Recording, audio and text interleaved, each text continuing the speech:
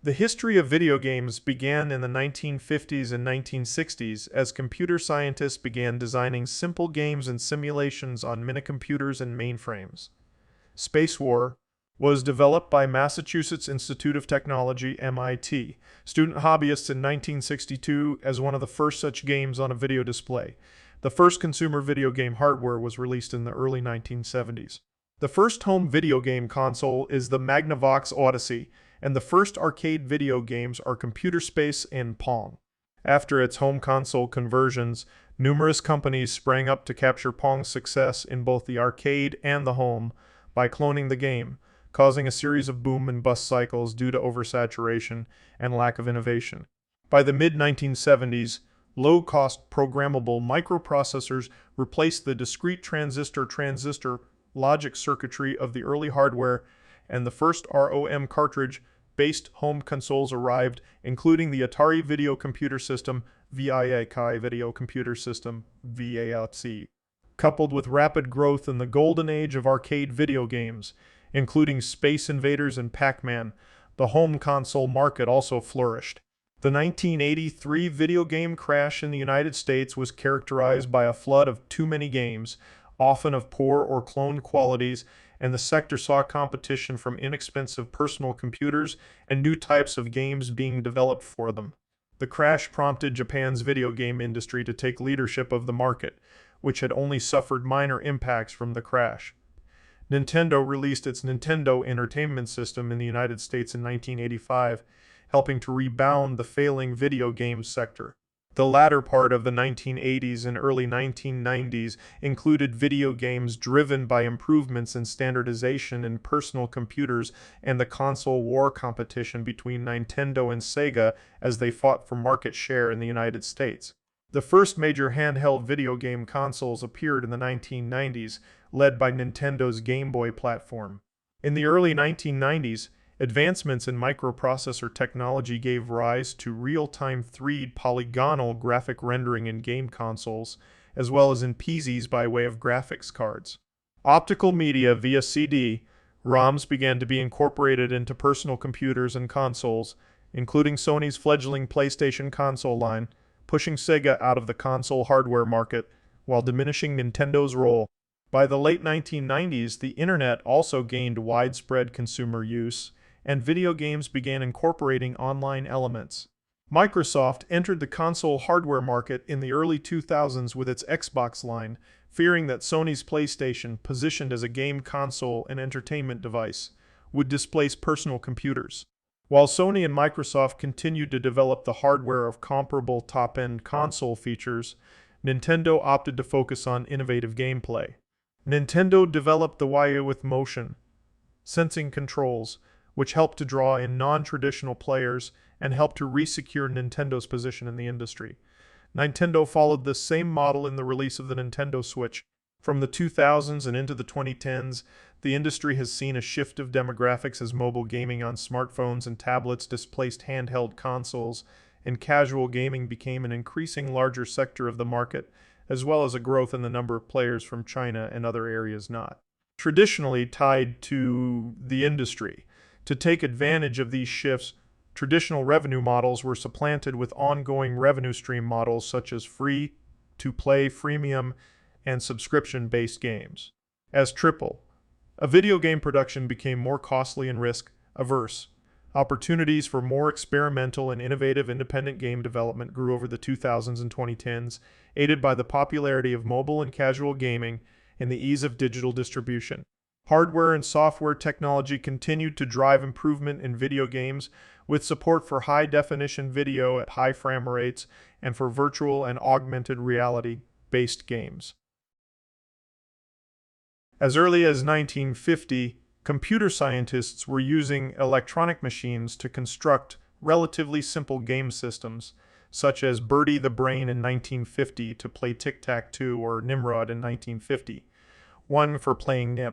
These systems used either electronic light displays and mainly as demonstration systems at large exhibitions to showcase the power of computers at the time.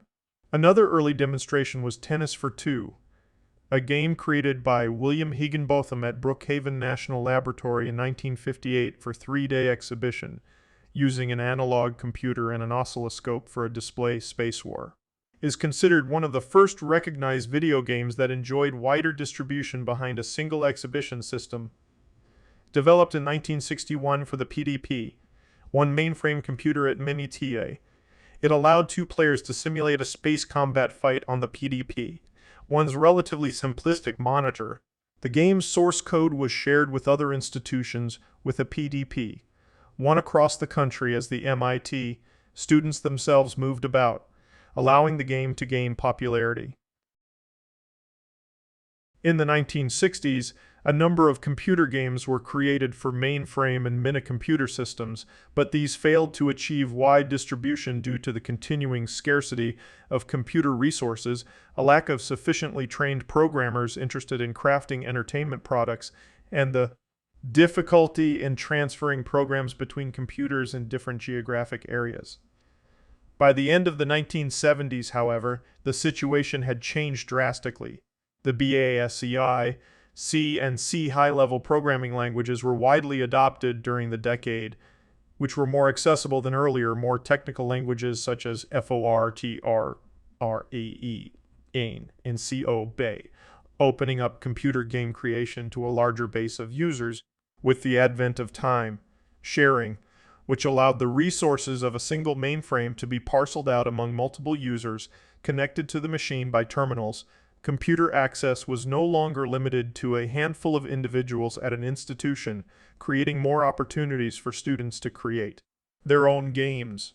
Furthermore, the widespread adoption of the PDP-10, released by Digital Equipment Corporation DEAC in 1966, and the portable UNIX operating system developed at Bell Labs in 1971 and released generally in 1973, created common programming environments across the country that reduced the difficulty of sharing programs between institutions.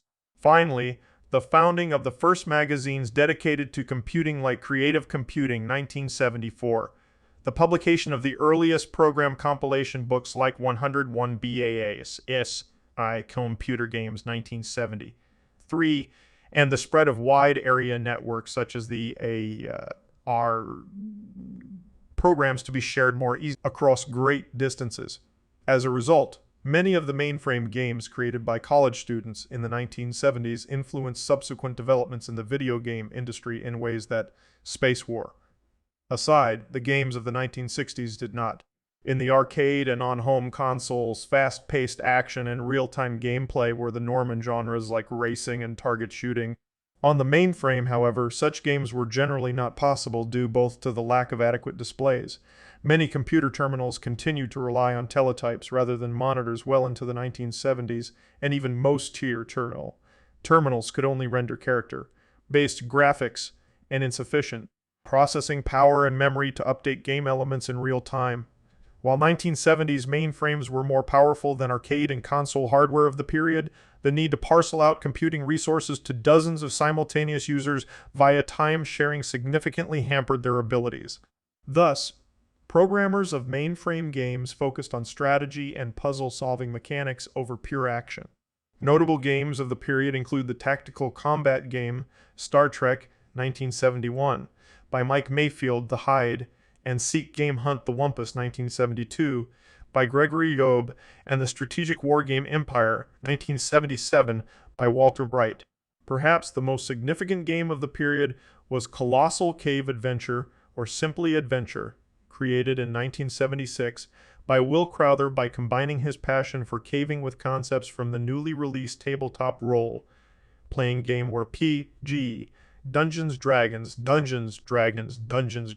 Dead. Expanded by Don Woods in 1977, with an emphasis on the high fantasy of J.R.R. Tolkien, Adventure established a new genre based around exploration and inventory-based puzzle solving that made the transition to personal computers in the late 1970s. While most games were created on hardware of limited graphic ability, one computer able to host more impressive games was the PLATO system developed at the University of Illinois. Intended as an educational computer, the system connected hundreds of users all over the United States via remote terminals that featured high-quality plasma displays and allowed users to interact with each other in real time. This allowed the system to host an impressive array of graphical and or multiplayer games, including some of the earliest known computer RPGs, which were primarily derived, like Adventure, from Dead Died, but unlike that game, placed a greater emphasis on combat and character progression than puzzle solving, starting with top-down dungeon crawls like The Dungeon, 1975, and The Game of Dungeons, 1975, more commonly referred to today by their file names Petit 5 and D and IPLA. Petit 5 and D and soon transitioned to a first-person perspective with games like Moria, 1975, Oubliette, 1975, Oubliette, 1977, and Avatar, 1979, often allowed multiple players to join forces to battle monsters and complete quests together. Like Adventure, these games ultimately inspired some of the earliest personal computer games. The modern video game industry grew out of the concurrent development of the first arcade video game and the first home video game console in the early 1970s in the United States.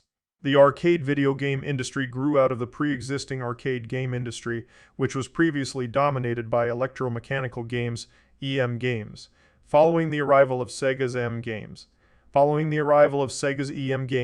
Periscope, 1966, the arcade industry was experiencing a technological renaissance. Driven by audio, visual, EM, novelty games establishing the arcades as a healthy environment for the introduction of commercial video games in the early 1970s. In the late 1960s, a college student, Nolan Bushnell, had a part-time job at an arcade where he became familiar with EM games, watching customers play and helping to maintain the machinery while learning how it worked and developing his understanding of how the game business operates. In 1966, working at Sanders Associates, Ralph Barr came up with an idea for an entertainment device that could be hooked up to a television monitor. Presenting this to his superiors at Sanders and getting their approval, he, along with William Harrison and William Rush, refined Bayer's concept into the brown box prototype of a home video game console that could play a simple table tennis game. The three patented the technology, and Sanders, not in the commercialization business, sold licenses to the patents to Magnavox to commercialize. With Bayer's help, Magnavox developed the Magnavox Odyssey, the first commercial home console, in 1972. Concurrently, Nolan Bushnell and Ted Dabney had the idea of making a coin-operated system to run Spacewar. By 1971, the two had developed Computer Space with Nutting Associates, the first arcade video game. Bushnell and Dabney struck out on their own and formed Atari.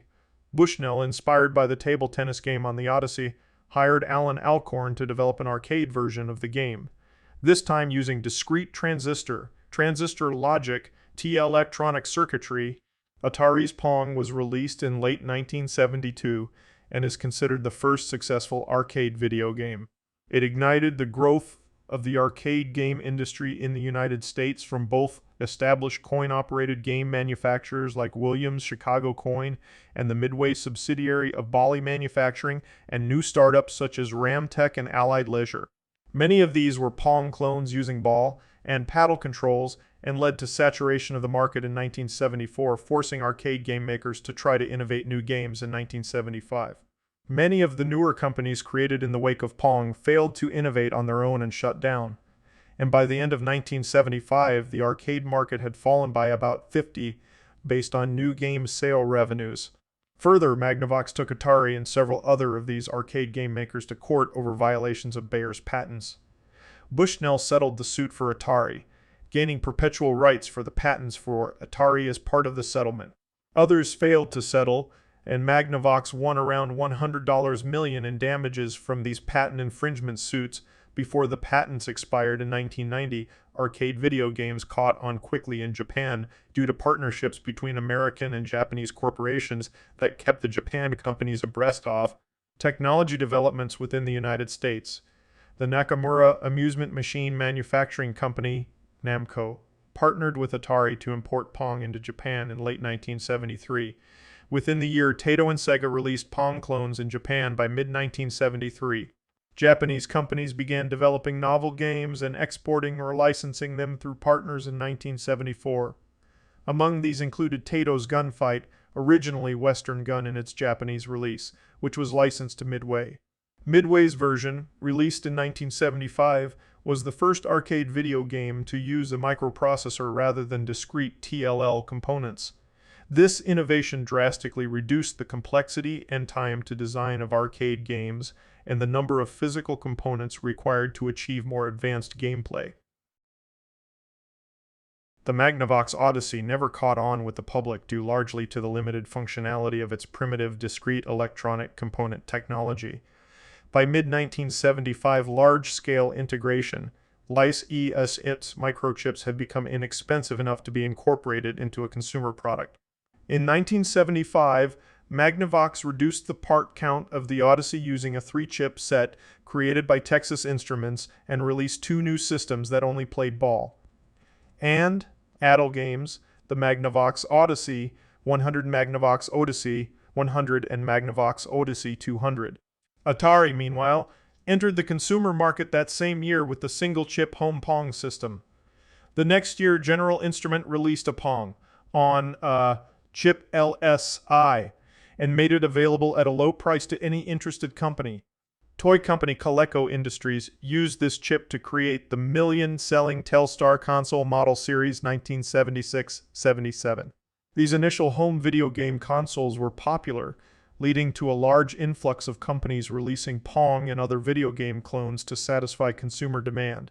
While there were only 7 companies that were releasing home consoles in 1975, there were at least 82 by 1977, with more than 160 different models that year alone that were easily documented.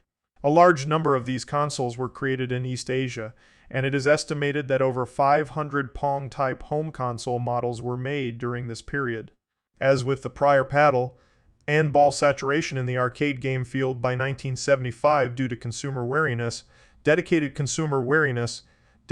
console sales dropped sharply in 1978, disrupted by the introduction of programmable systems and handheld electronic games, just as dedicated consoles were waning in popularity in the West. They briefly surged in popularity in Japan. These TV GEMU were often based on licensed designs from the American companies, manufactured by television manufacturers such as Toshiba and Sharp. Notably, Nintendo entered the video game market during this period alongside its current traditional and electronic toy product lines, producing the series of color TV, AIM consoles in partnership with Mitsubishi. After the ball and paddle market saturation in 1975, game developers began looking for new ideas for games, buoyed by the ability to use programmable microprocessors rather than analog components. Taito designer Tomohiro Nishikado, who had developed Gunfight previously, was inspired by Atari's breakout to create a shooting-based game, Space Invaders, first released in Japan in 1978. Space Invaders introduced or popularized several important concepts in arcade video games, including play regulated by lives instead of a timer or set score, gaining extra lives through accumulating points, and the tracking of the high score achieved on the machine. It was also the first game to confront the player with waves of targets that shot back at the player and the first to include background music during gameplay, albeit a simple 4-note loop. Space Invaders was an immediate success in Japan, with some arcades created solely for Space Invaders machines. While not quite as popular in the United States, Space Invaders became a hit as Midway, serving as the North American manufacturer, moved over 60,000 cabinets in 1979. Space Invaders led off what is considered to be the golden age of arcade games, which lasted from 1978 to 1982. Several influential and best-selling arcade games were released during this period from Atari, Namco, Taito, Williams, and Nintendo, including Asteroids 1979, Galaxian 1979, Galaxian 1979, Defender 1980, Missile Command 1980, Missile Command 1981, and Galaga 1981. Pac-Man, released in 1980, became a popular culture icon, and a new wave of games appeared that focused on identifiable characters and alternate mechanics, such as navigating a maze or traversing a series of platforms. Aside from Pac-Man and its sequel, Ms. Pac-Man 1982, the most popular games in this vein during the Golden Age were Donkey Kong 1981 and 1981, and Cuber, 1982. Games like Pac-Man, Donkey Kong, and Quabear also introduced the concept of narratives and characters to video games, which led companies to adopt these later as mascots for marketing purposes. According to trade publication Vending Times, revenues generated by coin-operated video games on location in the United States jumped from $308 million in 1978 to $968 million in 1979 to $2.08 billion in 1980, as Pac-Man ignited an even larger video game craze and attracted more female players to arcades. Revenues jumped again to $4.09 billion in 1981. According to trade publication Playmeter, by July 1982, total coin-op collections peaked at $8.09 billion, of which $7.07 billion came from video games. Dedicated video game arcades grew during the Golden Age, with the number of arcades, locations with at least 10 arcade games, more than doubling between July 1981 and July 1983 from over 10,000 to just over 25,000. These figures made arcade games the most popular entertainment medium in the country, far surpassing both pop music at $4 billion in sales per year, and Hollywood films $3 billion. Development costs of dedicated game hardware for arcade and home consoles based on discrete component circuitry and application-specific integrated circuits, ASICs, with only limited consumer lifespans drove engineers to find alternatives. Microprocessors had dropped far enough in price by 1975 to make these a viable option for developing programmable consoles that could load in game software from a form of swappable media. The Fairchild Channel F by Fairchild Channel F by Fairchild Camera and Instrument was released in 1976.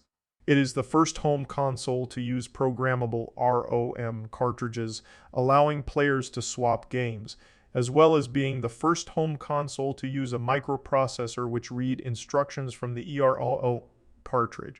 Atari and Magnavox followed suit in 1977 and 1978, respectively, with the release of the Atari Video Computer System, VCS, later known as the Atari 2600, and the Magnavox Odyssey 2, both systems also introducing the use of cartridges.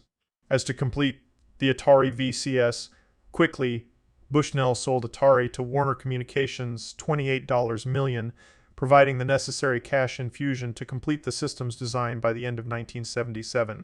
The initial market for these new consoles were initially modest, as consumers were still wary after the saturation of dedicated home consoles.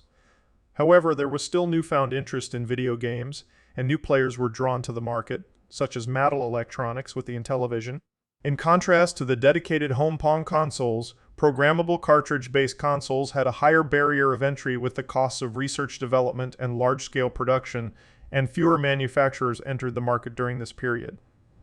This new line of consoles had its breakthrough moment when Atari obtained a license from Taito to create the Atari VCS version of the arcade hit Space Invaders, which was released in 1980. Space Invaders quadrupled sales of the Atari VC, making it the first killer app in the video game industry and the first video game to sell over 1 million copies and eventually sold over 2.5 million by 1981. Atari's consumer sales almost doubled from $119 million to nearly $204 million in 1980, and then exploded to over $841 million in 1981. While sales across the entire video game industry in the United States rose from $185.07 million in 1979 to just over $1979 to just over $1 through a combination of conversions of its own arcade games like Missile Command and Asteroids and licensed conversions like Defender. Atari took a commanding lead in the industry, with an estimated 65% market share of the worldwide industry by dollar volume by 1981. Mattel settled into second place with roughly 15-20% of the market, while Magnavox ran a distant third and Fairchild exited the market entirely in 1979.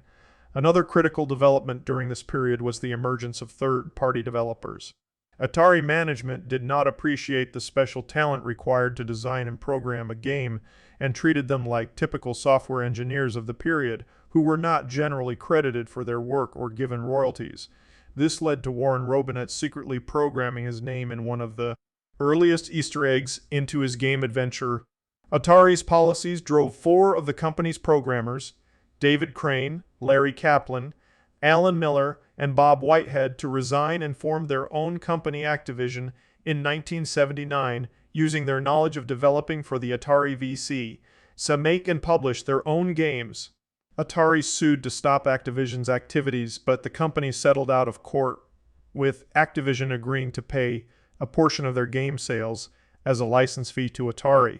Another group of Atari and Mattel developers left and formed Magic in 1981, following Activision's model. Atari's dominance of the market was challenged by Coleco's ColecoVision in 1982. As Space Invaders had done for the Atari VCE, Coleco developed a licensed version of Nintendo's arcade hit Donkey Kong as a bundled game with the system. While the ColecoVision only had 17% of the hardware market in 1982 compared to the Atari VCS share of 58%, users at Atari's newer console, the Atari 5200. A few games from this period have been considered milestones in the history of video games and some of the earliest in popular genres. Robinette's Adventure was inspired from the text adventure Colossal Cave Adventure and is considered the first graphic adventure game and the first action adventure game and first console fantasy game. Activision's Pitfall, beside being one of the more successful third-party games, also established the foundation of side-scrolling platform games. Utopia for the Intellivision is the first city-building game and considered one of the first real-time strategy games. The fruit of retail development in early video games appeared mainly in video arcades and home consoles, but at the same time, there was a growing market in home computers. Such home computers were initially a hobbyist activity, with minicomputers such as the Altair 8800 and the IMS 800 and the IMSA 8080 released in the early 1970s. Groups like the Homebrew Computer Club in Menlo Park, California envisioned how to create new hardware and software from these minicomputer systems that could eventually reach the home market. Affordable home computers began appearing in the late 1970s with the arrival of the 1977 Trinity, the Commodore PET, the Apple II, and the TRS-ID. Most shipped with a variety of pre-made games, as well as the BASIC programming language, allowing their owners to program simple games. Hobbyist groups for the new computers soon formed, and PC game software followed. Soon, many of these games, at first clones of mainframe classics such as Star Trek, and then later ports or clones of popular arcade games such as Space Invaders, Frogger, Pac-Man, Pac-Man clones, and Donkey Kong, were being distributed through a variety of channels, such as printing the game, source code in books, such as David Al's BAISEOC, computer games, magazines, electronic games and creative computing, and newsletters which allowed users to type in the code for themselves. While hobbyist programming in the United States was seen as a pastime, while more players flocked to video game consoles, such bedroom coders in the United Kingdom and other parts of Europe looked for ways to profit from their work. Programmers distributed their works through the physical mailing and selling of floppy disks, cassette tapes, and ROM cartridges. Possibly the first computer game to be sold commercially was Microchess in 1976 by Peter R. Jennings, who also started possibly the first computer game publishing company, Microware. Soon, a small cottage industry was formed, with amateur programmers selling disks in plastic bags put on the shelves of local shops or sent through the mail. Mainframe and minicomputer games were still largely developed by students and others during this period, using more powerful languages afforded on these systems. A team of MIT students, Tim Anderson, Mark Blank, Bruce Daniels, and Dave Lebling, were inspired by Colossal Cave Adventure to create the text adventure game Zork across 1977 and 1979, and later formed Incom to republish it commercially in 1980. The first graphical adventure games from Sierra Online, such as Mystery House, using simple graphics alongside text, also emerged around the same time. Rogue, the namesake of the roguelike genre, was developed in 1980 by Glenn Wichman and Michael Toy, who wanted a way to randomize the gameplay of Colossal Cave Adventure. Handheld electronic games using all computerized components but typically using LED or VFD lights for display first emerged in the early 1970s. LCD, Displays became inexpensive for consumer products by the mid-1970s and replaced LAD and VFD in such games due to their lower power usage and smaller size. Most of these games were limited to a single game due to the simplicity of the display. Companies like Mattel Electronics, Coleco, Intex Industries, Bandai, and Tomy made numerous electronics games over the 1970s and early 1980s. Coupled with inexpensive microprocessors, handheld electronic games paved the way for the earliest handheld video game systems by the late 1970s. In 1979, Milton Bradley Company released the first handheld system using interchangeable cartridges, Microvision, which used a built-in LCD matrix screen. While the handheld received modest success in the first year of production, the lack of games, screen size, and video game crash of 1983 brought about the system's quick demise. In 1980, Nintendo released the first of its game, Watchline handheld electronic games using LCD screens. Game & Watch spurred dozens of other game and toy companies to make their own portable games, many of which were copies of games or adaptations of popular arcade games. Tiger Electronics borrowed this concept of video gaming with cheap, affordable handhelds and still produces games in this model to the present day. The video games industry experienced its first major growing pains in the early 1980s. The lure of the market brought many companies with little experience to try to capitalize on video games and contributors towards the industry's crash in 1983, decimating the North American market.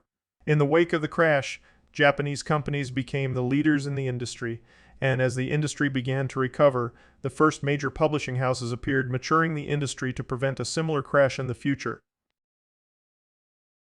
Activision's success as a third-party developer for the Atari VCS and other home consoles inspired other third-party development firms to emerge in the early 1980s. By 1983, at least 100 different companies claimed to be developing software for the Atari VC. This had been projected to lead to a glut in sales, with only 10 of games producing 75 of sales for 1980, 3 based on 1982 estimates. Further, there were questions on the quality of these games. While some of these firms hired experts in game design and programming to build quality games, most were staffed by novice programmers backed by venture capitalists without experience in the area. As a result, the Atari VCS market became watered down with large quantities of poorer quality games. These games did not sell well, and retailers discounted their prices to try to get rid of their inventory. This further impacted sales of high-quality games, since consumers would be drawn to purchase bin-price games over quality games marked at a regular price. At the end of 1983, several factors, including a market flooded with poor-quality games and loss of publishing control, the lack of consumer confidence in market leader Atari due to the poor performance of several high-profile games, and home computers emerging as a new and more advanced platform for games at nearly the same cost as video game consoles, caused the North American video game industry to experience a severe downturn. The 1983 crash bankrupted several North American companies that produced consoles and games from late 1983 to early 1984.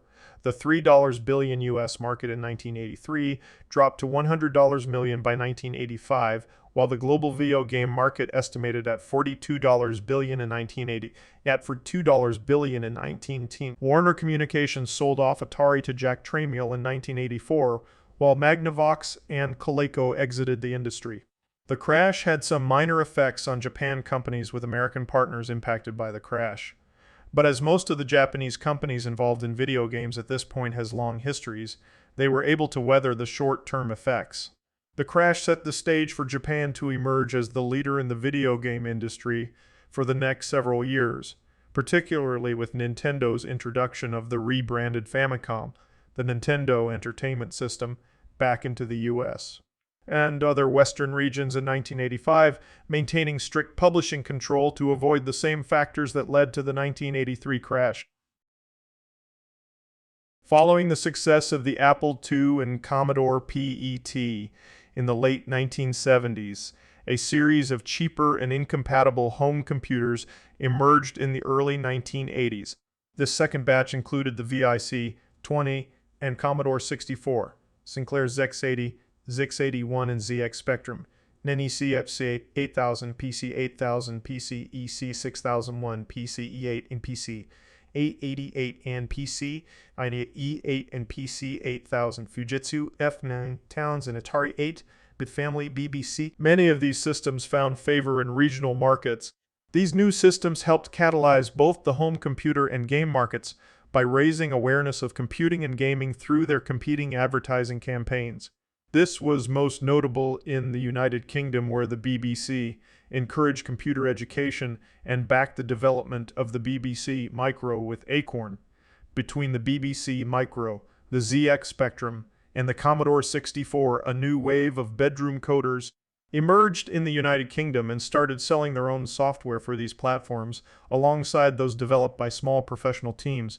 Small publishing and distribution companies such as Acorn Soft and Mastertronic were established to help these individuals and teams to create and sell copies of their games. Ubisoft started out as such a distributor in France in the mid-1980s before they branched out into video game development and publishing.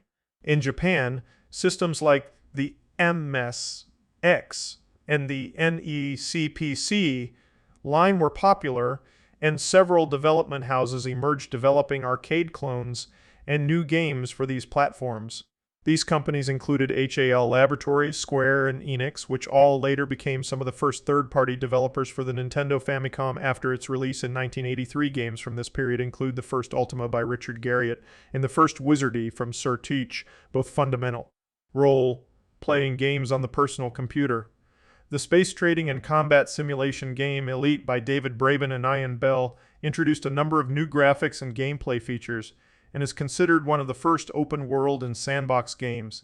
Early installments in a number of long-running franchises such as Castlevania, Metal Gear, Bubble Bobble, Gradius, as well as ports of console games and visual novels appeared on Japanese platforms like the PC-80, 88X68000, and MMS.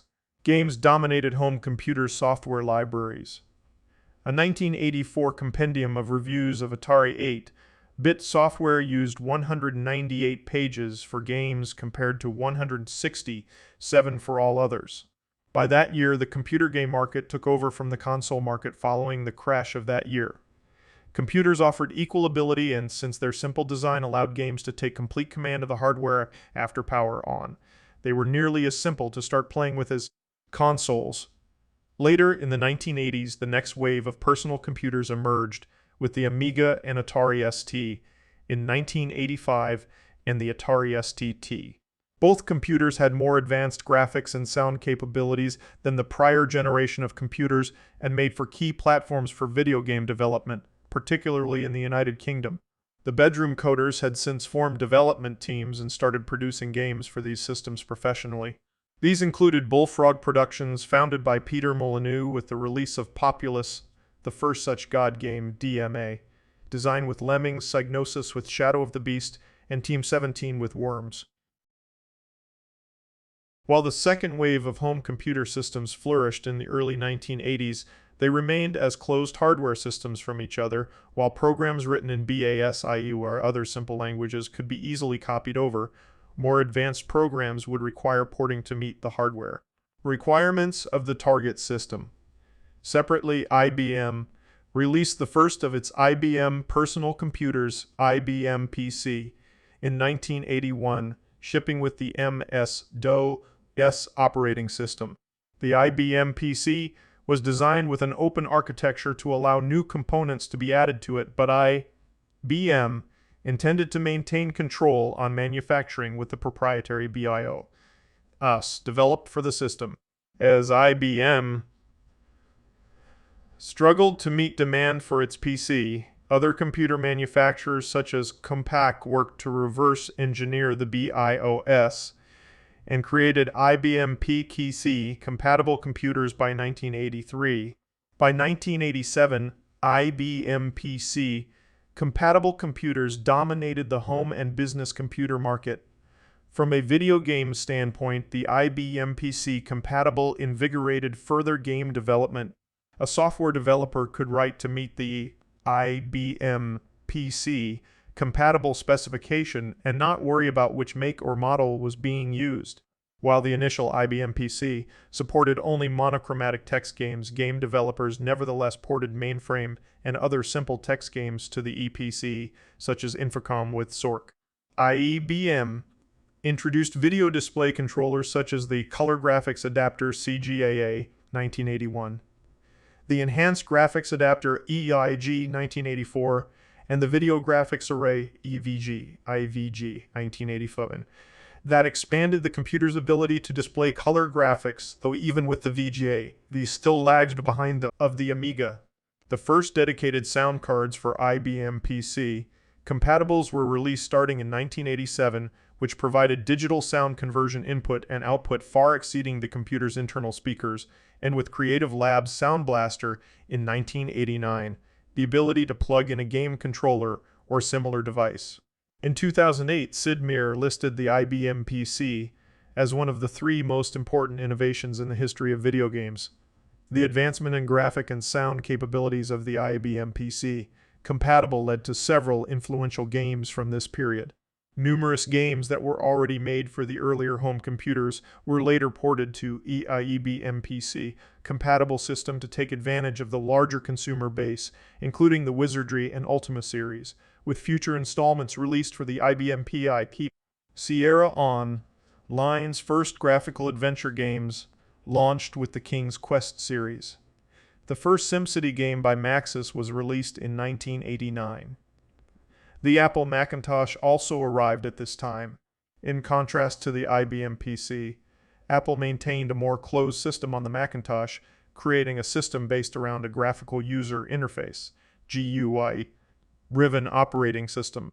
As a result, it did not have the same market share as the IBM PC, compatible but still had a respectable software library including video games, typically ports from other systems. The first major video game publishers arose during the 1980s, primarily supporting personal computer games on both IBM PC compatible games and the popular earlier systems along with some console games. Among the major publishers formed at this time included Electronic Arts and Broderbund, while Sierra Online expanded its own publishing capabilities for other developers. Activision, still recovering from financial impacts of 1983 video game crash, expanded out to include other software properties for the Office, rebranding itself as Mediagenic until 1990. Dial-up bulletin board systems were popular in the 1980s and sometimes used for online gaming. The earliest such systems were in the late 1970s and early 1980s and had a crude plaintext interface. Later systems made use of terminal control codes, the so-called ANSI art, which included the use of IBM PC, specific characters not part of an American National Standards Institute ANSI standard, to get a pseudo-graphical interface. Some BPSs offered access to various games which were playable through such an interface, ranging from text adventures to gambling games like blackjack, generally played for points rather than real money. On some multi-user BBS, where more than one person could be online at once, there were games allowing users to interact with one another. Superset Software created Snipes, a text mode network computer game in 1983 to test a new IBM personal computer-based computer network and demonstrate its abilities. Snipes is officially credited as being the original inspiration for NetWare. It is believed to be the first network game ever written for a commercial personal computer and is recognized alongside 1974 game Maze War, a networked multiplayer maze game for several research machines, and Spacewar, a 3D multiplayer space simulation for time-shared mainframes, as the precursor to multiplayer games such as 1987's MIDI Maze and Doom in 1993. In 1995, iDoom, later KaliNet, was created for games that only allowed local network play to connect over the internet. Other services such as TN, MemPlayer, and Neat soon followed after. These services ultimately became obsolete when game producers began including their own online software such as Battle.net, WON, and later Steam. The first user interfaces were plain text, similar to BBSs, but they operated on large mainframe computers, permitting larger numbers of users to be online at once. By the end of the decade, inline services had fully graphical environments using software specific to each personal computer platform. Popular text-based services included CompuServe, the Source, and Genie, while platform-specific graphical services included Planet and Quantum Link for the Commodore 64, Apple Link for the Apple II and Macintosh, and PC, Link for the Apple II and Macintosh and PC, Link for the IBM PC, all of which were run by the company which eventually became America Online, and a competing service Prodigy. Interactive games were a feature of these services, though until 1987 they used text-based displays, not graphics. Meanwhile, schools and other institutions gained access to ARPANET, the precursor of the modern internet, in the mid-1980s. While the ARPANET connections were intended for research purposes, students explored ways to use this connectivity for video games. Multi-User Dungeon, MUD, originally was developed by Roy Trubshaw and Richard Bartle at the University of Essex in 1978 as a multiplayer game, but limited to the school's mainframe system, but was adapted to use when the school gained access to it in 1981, making it the first internet-connected game and the first such MUD, and an early title of massively multiplayer online games. While the 1983 video game crash devastated the United States market, the Japan video game sector remained unscathed. That year, Nintendo introduced the Famicom, short for Family Computer, while newcomer Sega used its arcade game background to design the SK used its arcade game background to design the Saiyuu. The Famicom quickly became a commercial success in Japan, with 2.5 million consoles sold by the start of 1985. Nintendo wanted to introduce the system into the weak United States market, but recognized the market was still struggling from the 1983 crash and video games still had a negative perception there. Working with its Nintendo of America division, Nintendo rebranded the Famicom as the Nintendo Entertainment System (NES), giving it the appearance of a videocassette recorder rather than a toy-like device, and launched the system in the United States in 1985 with accessories like Robotic Operating Buddy to make the system appear more sophisticated than prior home consoles. The NES revitalized the U.S. video game market, and by 1989 the U.S. market has resurged to $5 billion. Over 35 million NES systems were sold in the U.S. through its lifetime, with nearly 62 million units sold globally. Besides revitalizing the U.S. market, the Famicom NES CS console had a number of other long-standing impacts on the video game industry. Nintendo used the razor and blades model to sell the console at near manufacturing cost while profiting from sales of games.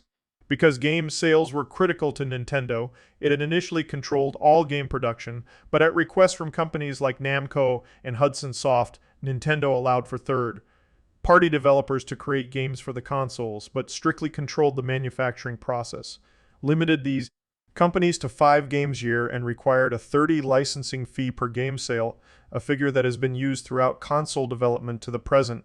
Nintendo's control on Famicom games led to a bootleg market of unauthorized games from Asian countries. When the NES launched, Nintendo took the lessons it learned from its own bootleg problems with the Famicom and from the oversaturation of the U.S.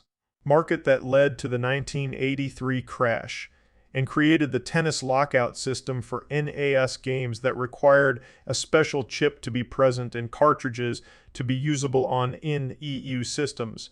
The tennis helped to curb, though did not eliminate, the bootleg market for NES games.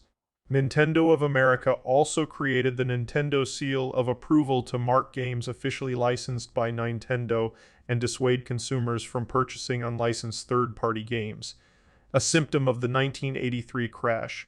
Within the United States, Nintendo of America set up a special telephone helpline to provide players with help with more difficult games and launched Nintendo Power Magazine to provide tips and tricks as well as news on upcoming Nintendo games. Sega's SSG 1000 did not fare as well against the Famicom in Japan, but the company continued to refine it, releasing Sega Mark III, also known as the Master System, in 1985.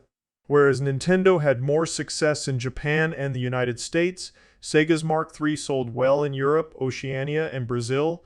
Numerous fundamental video game franchises got their start during the Famicom AS and Mark III Master System period, mostly out of Japanese development companies, while Mario had already appeared in Donkey Kong and the Game Watch and arcade game Mario Bros. Super Mario Bros., debuting in 1985, established Mario as Nintendo's mascot as well as the first of the Super Mario franchise. Sega also introduced its first mascot characters, the Opa ship from Fantasy Zone in 1986, and later replaced by Alex Kidd via Alex Kidd in Miracle World in 1986, though neither gained the popular recognition that Mario had obtained. Other key Nintendo franchises were born out from the games The Legend of Zelda and Metroid, both released in 1986.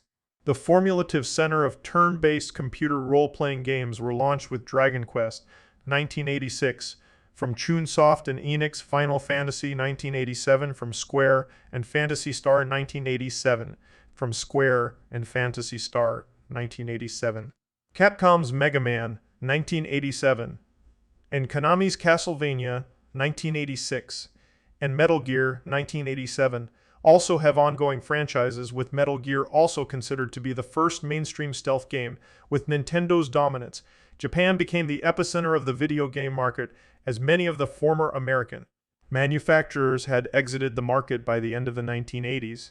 At the same time, software developers from the home computer side recognized the strength of the consoles, and companies like Epix, Electronic Arts, and LucasArts began devoting their attention to developing console games. By 1989, the market for cartridge-based console games was more than $2 billion, while that for disc-based computer games was less than $300 million. NAC released its PC Engine in 1987 in Japan, rebranded as the TurboGrafx 16 in North America. While the CPU was still an 8-bit system, the TurboGrafx 16 used a 16-bit graphics adapter, and NE chose to heavily rely on marketing the system as a 16-bit system to differentiate from the 8-bit NES. This ploy led to the use of processor bit size as a key factor in marketing video game consoles over the next decade, a period known as the Bit Wars. Sega released its next console, the Mega Drive, in Japan in 1988 and rebranded as the Sega Genesis for its North American launch in 1989. Sega wanted to challenge the NES's dominance in the United States with the Genesis, and the initial campaign focused on the 16-bit power of the Genesis over the NES, as well as a new line of sports games developed for the console. Failing to make a significant dent in NES dominance, Sega hired Tom Kalinske, to president of Sega of America, to run a new campaign. Among Kalinski's changes was a significant price reduction in the console, and the bundling of Sega's newest game, Sonic the Hedgehog, featuring Sega's newest mascot of the same name, with the console. Kalinski's changes gave Genesis the edge over the NES by 1991 and led off the start of a console war between Sega and Nintendo. Nintendo's 16-bit console, the Super Nintendo Entertainment System (SES), struggled on its initial launch in the United States due to the strength of the Genesis. This console war between Sega and Nintendo lasted until 1994, when Sony Computer Entertainment disrupted both companies with the release of the PlayStation. Among other aspects of the console war between Sega and Nintendo, this period brought a revolution in sports video games. While these games had existed since the first arcade and console games, their limited graphics required gameplay to be highly simplified. When Sega of America first introduced the Genesis to the United States, it had gotten naming rights from high-profile people in the various sports, such as Pat Riley basketball and Joe Montana football, but the game still lacked any complexity. Electronic Arts, under Trip Hawkins, were keen to make a more realistic football game for the Genesis, which had the computation capabilities for this, but did not want to pay the high licensing fees that Sega were asking for developing on the Genesis. They were able to secure naming rights for John Madden and reverse engineer the Genesis as to be able to produce John Madden Football, one of the first major successful sports games. Electronic Arts subsequently focused heavily on sports games, expanding into other sports like basketball, hockey, and golf. SNK's Neo Geo was the most costly console by a wide margin when released in 1990. The Neo Geo used similar hardware as SNK's arcade machines, giving its games a quality better than other 16-bit consoles, but the system was commercially non-viable. The Neo Geo was notably the first home console with support for memory cards, allowing players to save their progress in a game, not only at home but also shared with compatible Neo Geo arcade games. The 1990s were a decade of market innovation in video games. It was a decade of transition from raster graphics to 3D graphics and gave rise to several genres of video games, including first-person shooter, real-time strategy, and MMO. Handheld games become more popular throughout the decade, thanks in part to the release of the Game Boy in 1989. Arcade games experienced a resurgence in the early mid-1990s, followed by a decline in the late 1990s as home consoles became more common. As arcade games declined, however, the home video game industry matured into a more mainstream form of entertainment in the 1990s, but their video games also became more and more controversial because of their violent nature, especially in games of Mortal Kombat, Night Trap, and Doom, leading to the formation of the Interactive Digital Software Association and their rating games by signing them their ESRB ratings since 1994. Major developments of the 1990s include the popularizing of 3D computer graphics using polygons, initially in arcades, followed by home consoles and computers, and the start of a larger consolidation of publishers, higher budget games, increased size of production teams, and collaborations with both the music and motion picture industries. Examples of this include Mark Hamill's involvement with Wing Commander 3, the introduction of key sound with arcade system boards such as Capcom's CP, System 2, and the high production budgets of games such as Squaresoft's Final Fantasy VII and Sega's Shenmue. By end of the 1980s, console games were distributed on ROM cartridges, while PC games shipped on floppy disks, formats that had limitations in storage capacity. Optical media, and specifically the CD-ROMU, had been first introduced in the mid-1980s for music distribution, and by the early 1990s, both the media and CD drives had become inexpensive to be incorporated into consumer computing devices, including for both home consoles and computers. Besides offering more capacity for gameplay content, optical media made it possible to include long video segments into games, such as full-motion video or animated or pre-rendered cutscenes, allowing for more narrative elements to be added to games. Prior to the 1990s, some arcade games explored the use of laserdiscs, the most notable being Dragon's Lair in 1983. These games are considered as interactive movies and used full-motion video from the laserdisc, prompting the player to respond via controls at the right time to continue the game. While these games were popular in the early 1980s, the prohibitive cost of laserdisc technology at the time limited their success. When optical media technology matured and dropped in price by the 1990s, new laserdisc arcade games emerged, such as Mad Dog McCree in 1990.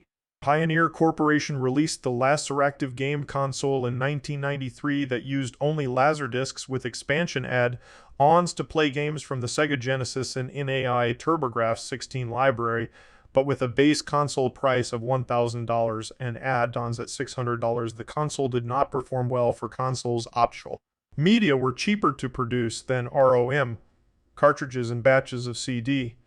ROMs could be produced in a week, while cartridges could take 2 to 3 months to assemble, in addition to the larger capacity. Add-ons were made for the 16-bit consoles to use CD media, including the PC Engine and the Mega Drive. Other manufacturers made consoles with dual media, such as NAK's TurboDuo.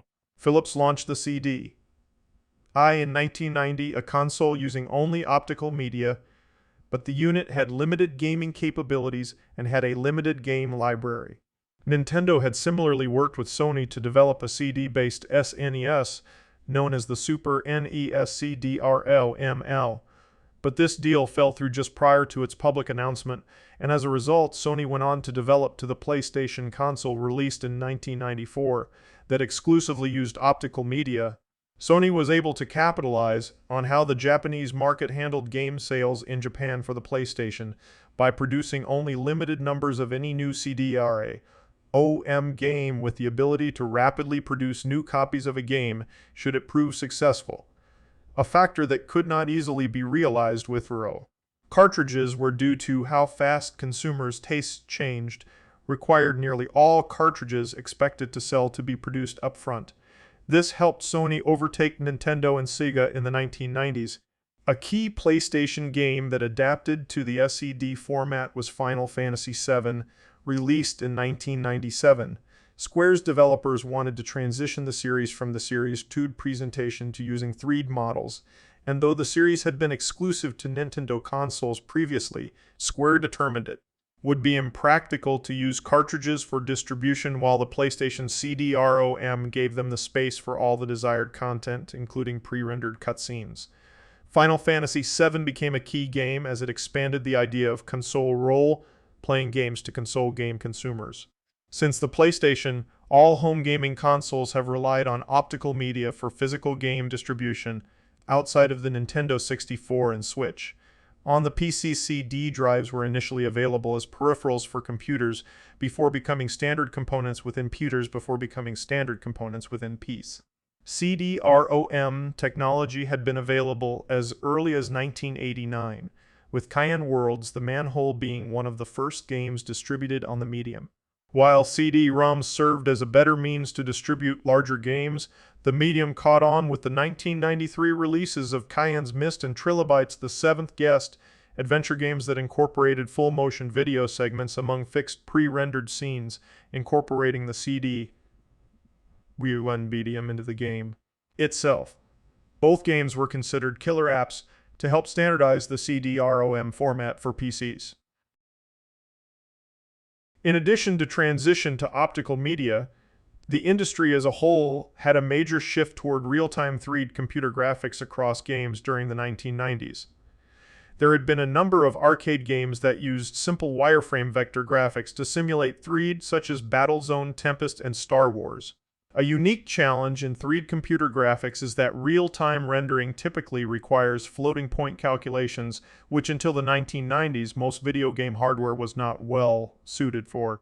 Instead, many games simulated 3D effects such as by using parallax rendering of different background layers, scaling of sprites as they move towards or away from the player's view, or other rendering methods such as the EUS element. These tricks to simulate 3D rendered or graphics through two systems are generally referred to as 2.5 graphics. True real-time 3D rendering using polygons were soon popularized by Yu Suzuki's Sega M2 games Virtua Racing 1992 and Virtua Fighter 1993, both running on the Sega Model 1 arcade system board. Some of the Sony Computer Entertainment SAS involved in the creation of the original PlayStation video game console credit Virtua Fighter as inspiration for the PlayStation's 3D graphics hardware. According to SECE's former producer Ryoji Akagawa and chairman Shigeo Maruyama, the PlayStation was originally being considered as a 2D-focused hardware, and it wasn't until the success of Virtua Fighter in the arcades that they decided to design the PlayStation as a 3D-focused hardware. Texture mapping and texture filtering were soon popularized by 3D racing and fighting games. Home video game consoles such as the PlayStation, the Sega Saturn, and Nintendo 64 also became able to produce texture map 3D graphics. Nintendo had already released Star Fox in 1993, which included the Super FX graphics coprocessor chip built into the game cartridge to support polygonal rendering for the SNES, and the Nintendo 64 included a graphics coprocessor on the console directly. On personal computers, John Carmack and John Romero of id Software had been experimenting with real-time rendering of 3D games through HoverTank 3D and Catacomb 3D. These led to the release of Wolfenstein 3D in 1992, considered to be the original first-person shooter as it rendered the game's world fast enough to keep up with the player's movements. However, at this point, Wolfenstein 3D's maps were restricted to a single flat level. Improvements would come with Ultima Underworld from Blue Sky Productions, which included floors of different heights and ramps, which took longer to render but was considered acceptable in the role-playing game and its Doom, adding lighting effects among other features, but still with limitations that maps were effectively two-dimensional and with most enemies and objects represented by sprites in-game. It had created one of the first game engines that separated the content from the gameplay and rendering layers, and licensed this engine to other developers, resulting in games such as Heretic and Hexen, while other game developers built their own engines based on the concepts of the Doom engine, such as Duke Nukem 3D and Marathon. In 1996, id's Quake was the first computer game with a true 3D game engine with in-game character and object models, and as with the Doom engine, I'd licensed the Quake engine, leading to a further growth in first-person shooters.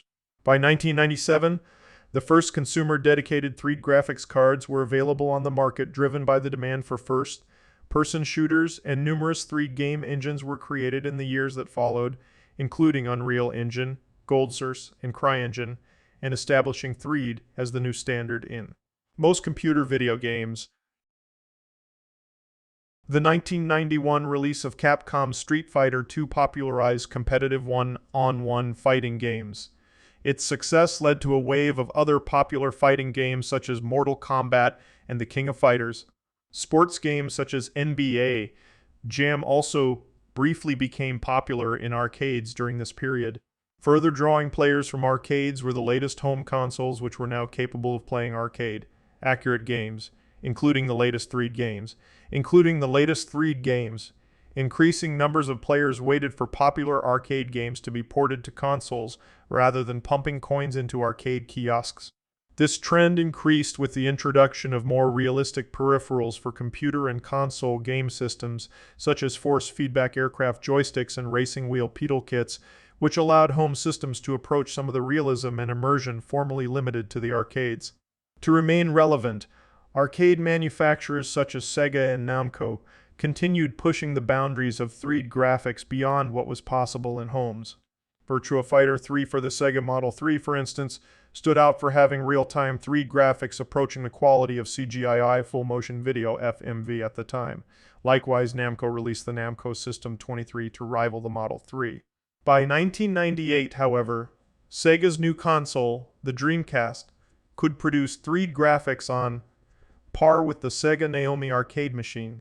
After producing the more powerful Hikaru board in 1999 and Naomi 2 in 2000, Sega eventually stopped manufacturing custom arcade system boards, with their subsequent arcade boards being based on either consoles or commercial PKE components. As patronage of arcades declined, many were forced to close down by the late 1990s and early 2000s. Classic coin-operated games had largely become the province of dedicated hobbyists, and as a tertiary attraction for some businesses such as movie theaters, batting cages, miniature golf courses, and arcades attached to game stores such as Fi-E. The gap left by the old corner arcades was partly filled by large amusement centers dedicated to providing clean, safe environments and costly game control systems unavailable to home users. These newer arcade games offer driving or other sports games with specialized cockpits integrated into the arcade machine, rhythm games requiring unique controllers like Guitar Freaks and Dance Dance Revolution, and path-based light gun shooting gallery games like Time Crisis. Arcade establishments expanded out to include other entertainment options such as food and drink, such as the adult-oriented Dave Buster's and GameWorks franchises, while Chuck E. Cheese's is a similar type of business for families and young children. In 1989, Nintendo released the cartridge-based Game Boy, the first major handheld game console since the Microvision 10 years before. Included with the system was Tetris, which became one of the best-selling video games of all time, drawing many that would not normally play video games to the handheld. Several rival handhelds made their debut in the early 1990s, including the Sega Game Gear and Atari Lynx, the first handheld with color LCD display. Although these systems were more technologically advanced and intended to match performance of home consoles, they were hampered by higher battery consumption and less third-party developer support.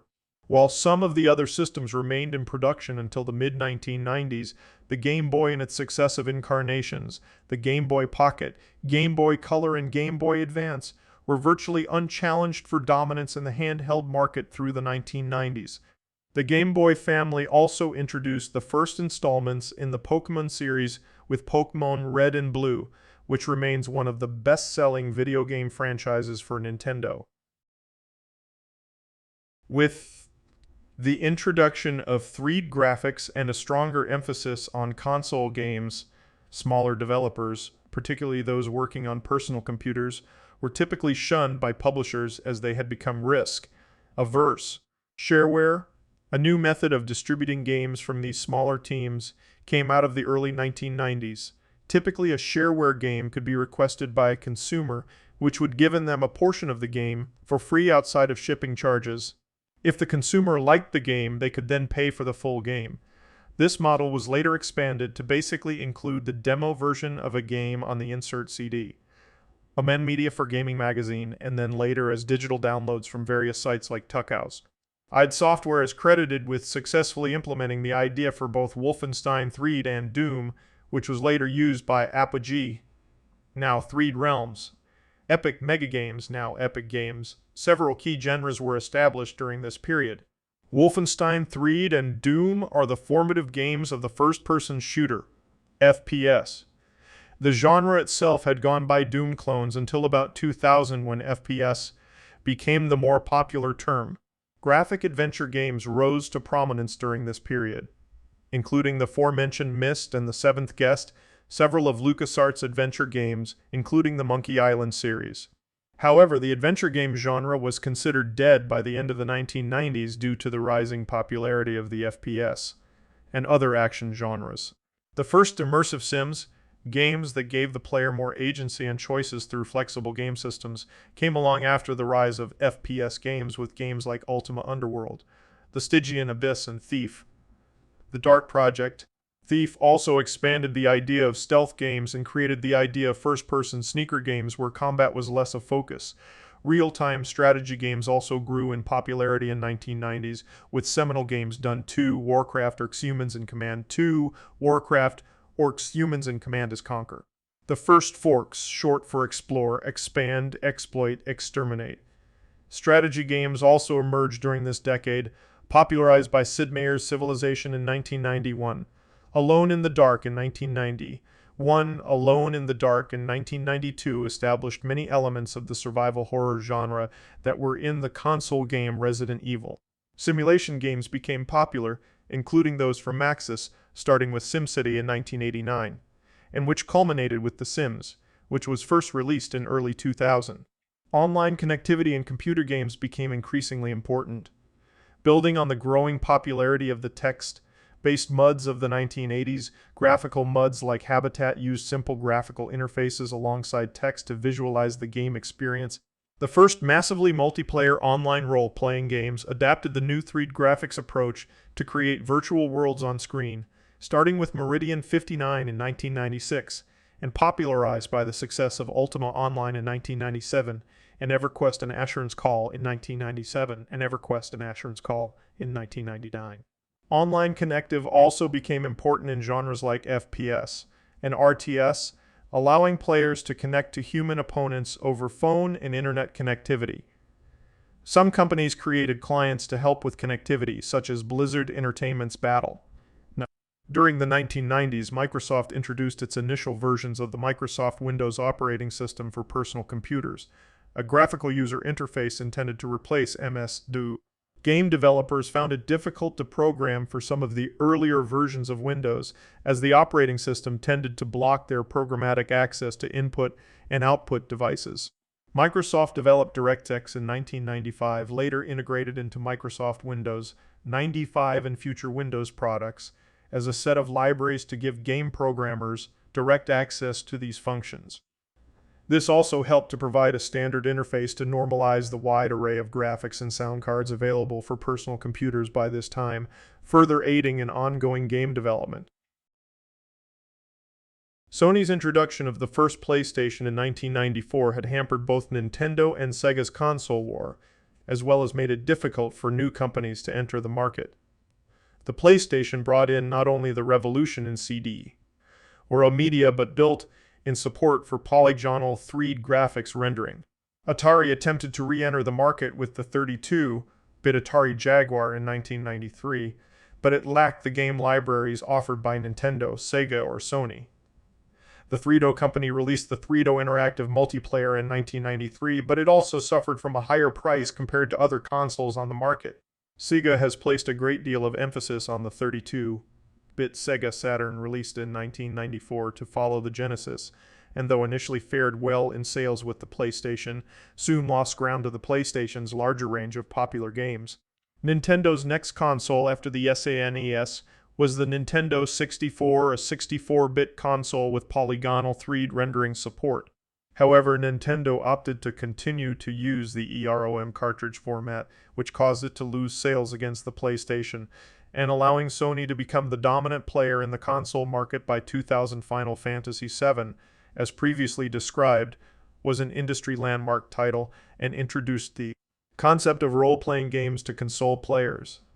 The origin of music video games emerged with the PlayStation game Parappa the Rapper in 1997, coupled with the success of arcade games like Beatmania and Dance Dance Revolution. Resident Evil and Silent Hill formed the basis of the current survival horror genre. Nintendo had its own critical successes with GoldenEye 7 from Rare, the first first-person shooter for a console that introduced staple features for the genre, and The Legend of Zelda: Ocarina of Time, one of the most critically acclaimed games of all time.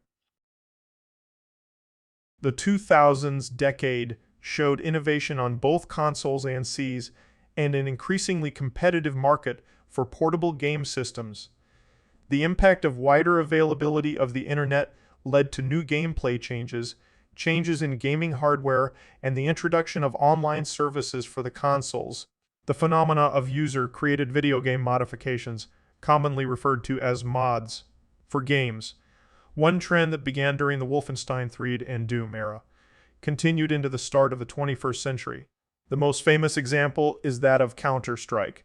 Released in 1999, it is still one of the most popular online first-person shooters, even though it was created as a mod for Half-Life by two independent programmers. Eventually, game designers realized the potential of modes and custom content in general to enhance the value of their games, and so began to encourage its creation. Some examples of this include Unreal Tournament, which allowed players to import 3ds Max scenes to use as character models, and Maxis's The Sims, for which players could create custom objects. In China, video game consoles were banned in June 2000. This has led to an explosion in the popularity of computer games, especially MMOs. Consoles and the games for them are easily acquired, however, as there is a robust gray market importing and distributing them across the country. Another side effect of this law has been increased copyright infringement of video games. Sony's dominance of the console market at the start of 2000s caused a major shift in the market. Sega attempted one more foray into console hardware with the Dreamcast in 1998, notably the first console with a built-in internet connection for online play. However, Sega's reputation had been tarnished from the Saturn, and with Sony having recently announced its upcoming PlayStation 2, Sega left the hardware console market after the Dreamcast, though remained in the arcade game development as well as developing games for consoles. The Dreamcast library has some groundbreaking games, notably the Shenmue series, which are regarded as a major step forward for 3D open world gameplay, and has introduced the quick-time event mechanic in its modern form. Sony released the PlayStation 2, PS2, in 2000, the first console to support the new DVD format, and with capabilities of playing back DVD movie discs and CD audio discs, as well as playing PlayStation games in a backward-compatible mode alongside PS2 games, in a backward-compatible mode alongside PS2 games. Nintendo followed the Nintendo 64 with the GameCube in 2001, its first console to use optical discs, though specially formatted for the system. However, a new player entered the console picture at this point, Microsoft with its first Xbox console, also released in 2001. Microsoft had feared that Sony's PS2 would become a central point of electronic entertainment in the living room and squeeze out the PIC in the home, and after having recently developing the direct set of libraries to standardize game hardware interfaces for Windows-based computers, used this same approach to create the Xbox. The PS2 remained the leading platform for the first part of the decade and remains the best-selling home console of all time with over 155 million units sold. This was in part to a number of critical games released on the system, including Grand Theft Auto 3, Metal Gear Solid 2, Sons of Liberty, and Final Fantasy X. The Xbox was able to gain second place to the PESPU sales, but at a significant loss to Microsoft.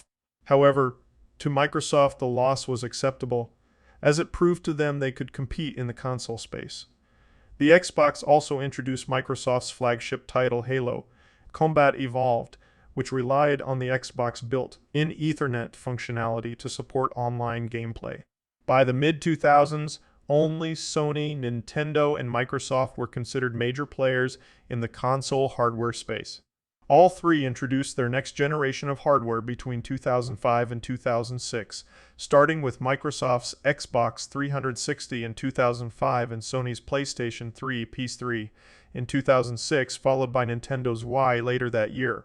The Xbox 360 and 3 showed a convergence with personal computer hardware. Both consoles shipped with support for high-definition graphics, higher-density optical media like Blu-rays, internal hard drives for storage of games, and had built-in internet connectivity. Microsoft and Sony also had developed online digital services, Xbox Live and PlayStation Network, that helped players to connect to friends online, matchmake for online games, and purchase new games and content from online stores. In contrast, the Wii was designed as part of new Blue Ocean strategy by Nintendo after the poor sales of the GameCube. Instead of trying to compete feature for feature with Microsoft and Sony, Nintendo designed the Wii to be a console for innovative gameplay rather than high performance and created the Wii Remote, a motion detection-based controller. Gameplay designed around the Wii Remote provided instant hits, such as Wii Sports, Wii Sports Resort, and Wii Fit, and the Wii became one of the fastest-selling consoles in its few years. The success of the Wii's motion controls partially led to Microsoft and Sony to develop their own motion sensing control systems, the Kinect and the PlayStation Movie. A major fad in 2000s was the rapid rise and fall of rhythm games, which used special game controllers shaped like musical instruments such as guitars and drums to match notes while playing licensed songs. Guitar Hero, based on the arcade game Guitar Freaks, was developed by Harmonix and published by Red Octane in 2005 on the PS2 and was a modest success. Activision acquired Red Octane and gained the publishing rights to the series, while Harmonix was purchased by Viacom, where they launched Rock Band, a similar series, but adding in drums and vocals atop guitars. Rhythm games became a highly popular property second only to action games, representing 18% of the video game market in 2008, and drew other publishers to the area as well.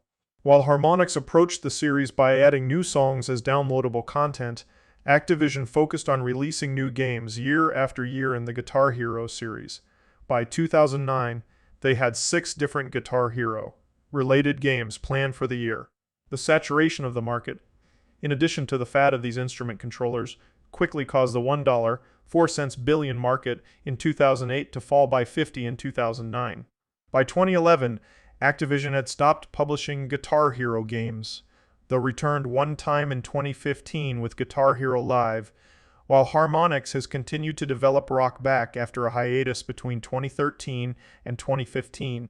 Nintendo still dominated the handheld games market during this period. The Game Boy Advance, released in 2001, maintained Nintendo's market position with a high-resolution, full-color LCD screen and 32-bit processor, allowing ports of SNES games and simpler companions to N64 and GameCube games. The next two major handhelds, the Nintendo DS and Sony's PlayStation Portable PSP, within a month of each other in 2004. While the PSP boasted superior graphics and power following a trend established since the mid-1980s, Nintendo gambled on a lower power design but featuring a novel control interface. The DS's 2 screens, with one being a touch-sensitive screen, proved extremely popular with consumers, especially young children and middle-aged gamers, who were drawn to the device by Nintendo's Nintendogs and Brain Age series respectively, as well as introducing localized Japanese visual novel-type games such as the Ace Attorney and Professor Layton series to the Western regions. The EPSP attracted a significant portion of veteran gamers in North America and was very popular in Japan. Its ad hoc networking capabilities worked well within the urban Japanese setting, which directly contributed to spurring the popularity of Capcom's Monster Hunter series. As affordable broadband internet connectivity spread, many publishers turned to online games as a way of innovating. Massively multiplayer online role-playing games, Immorx, featured significant PC games like RuneScape, EverQuest, and Ultima Online, with World of Warcraft as one of the most successful. Other large-scale massively multiplayer online games also were released, such as Second Life, which focused mostly on social interactions with virtual player avatars and user creations, rather than any gameplay elements. Historically, console-based morgues have been few in number due to the lack of bundled internet connectivity options for the platforms. This made it hard to establish a large enough subscription community to justify the development costs. The first significant console Immorx were Phantasy Star Online on the Sega Dreamcast, which had a built-in modem and aftermarket Ethernet adapter, followed by Final Fantasy XI. For the Sony PlayStation 2, an aftermarket Ethernet adapter was shipped to support this game. Every major platform released since the Dreamcast has either been bundled with the ability to support an internet connection or has had the option available as an aftermarket ad. Microsoft's Xbox also had its own online service called Xbox Live. Xbox Live was a huge success and proved to be a driving force for the Xbox with games like Halo 2 that were highly popular. The first major esports, electronic sports, competitions also began in the 2000s. While Street Fighter II and other fighting games of the 1990s had introduced organized video game competitions earlier, professional esports emerged from South Korea around 2000, with many of their events around current fighting games and various rare TS games like StarCraft and Warcraft 3. By 2010, numerous international esports tournaments had been established across various game genres. In the late 1990s and early 2000s, internet accessibility and new online technologies flourished, such as Java and Adobe Flash. Though Adobe Flash was initially intended to be a tool to develop fully interactive websites, Flash lost favor in this area, but individual developers found ways to use the tool for animations and games, aided by the ease of the development tools for this purpose. The website Newgrounds was created to help people share and promote their Flash works.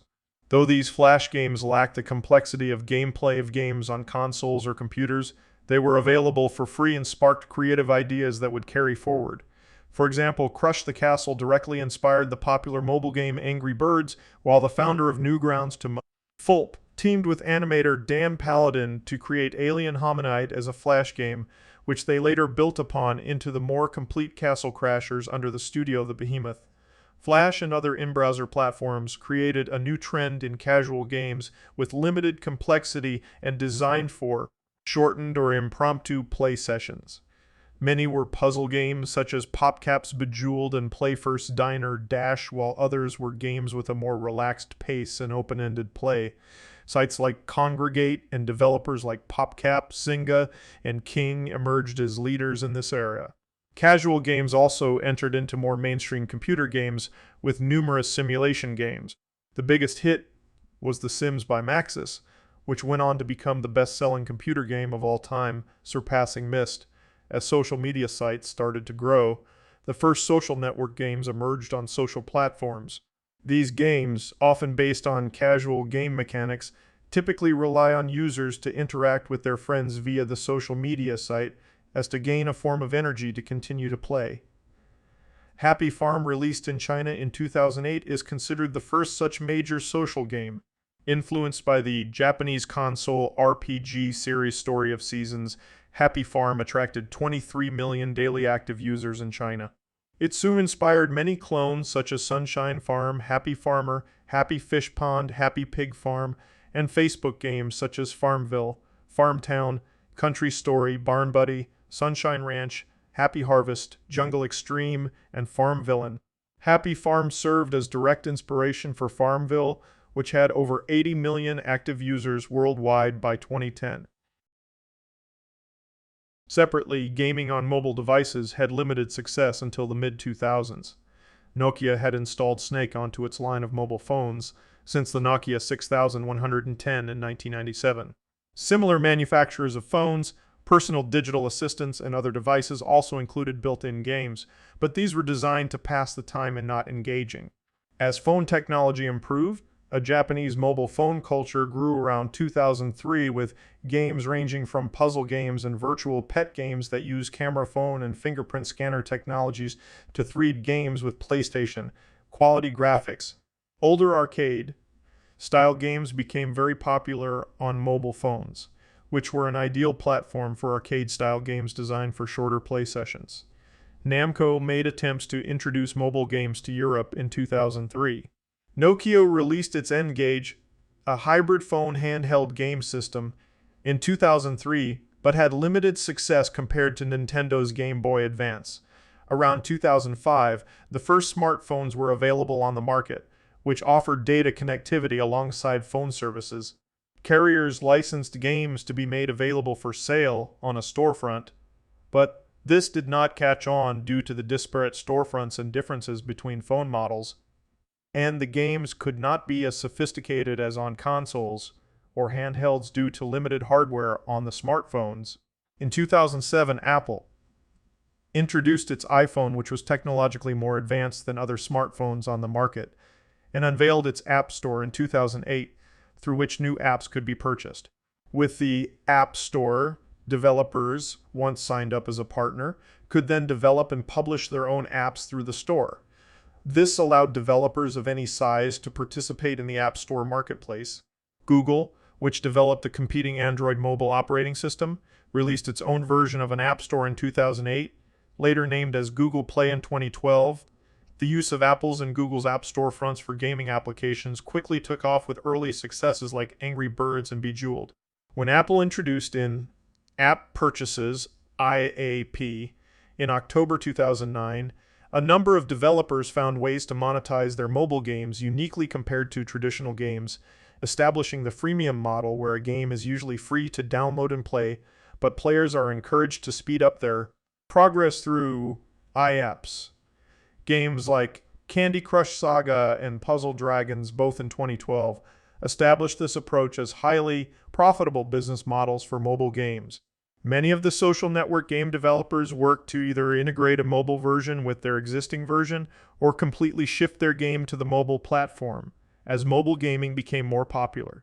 A further rise in the popularity of mobile games was from China, where most residents do not own computers and where imported consoles were banned by the government starting in 2000, though eventually eased in 2014 and completely lifted in 2014 and completely lifted in 2015.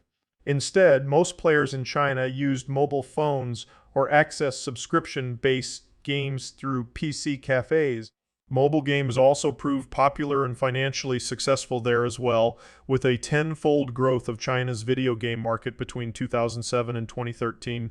Coupled with the growth of mobile games was the introduction of microconsoles, low-cost home consoles that used the introduction of microconsoles that used the Android operating system as to take advantage of the large library of games already made for mobile devices.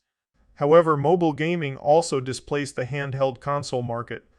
Both the Nintendo 3DS and the PlayStation Vita, both 2011 releases, had major drops in sales from their predecessors, the Nintendo DS and PlayStation Portable respectively, both 2004 releases, following the rapid growth of mobile gaming.